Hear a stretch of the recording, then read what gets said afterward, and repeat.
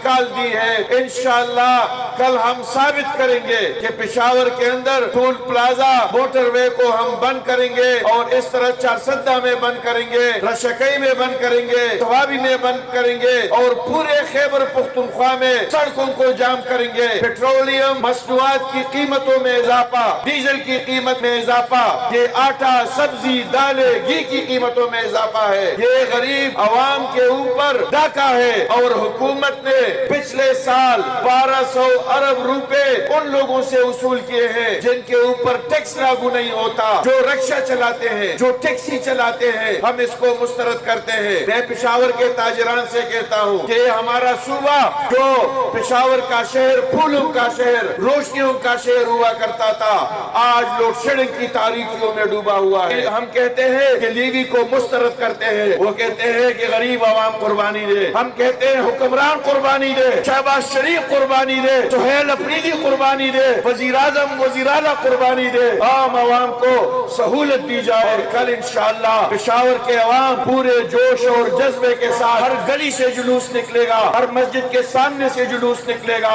اور سارے جلوسوں کا رخ وہ موٹر وے ٹول پلازے کی طرف ہوگا۔ ہم ثابت کریں گے کہ جماعت اسلامی اصل قوت ہے، اصل اپوزیشن ہے، ہم میدان کے اندر ہے، حکومت کو شکست ہوگی۔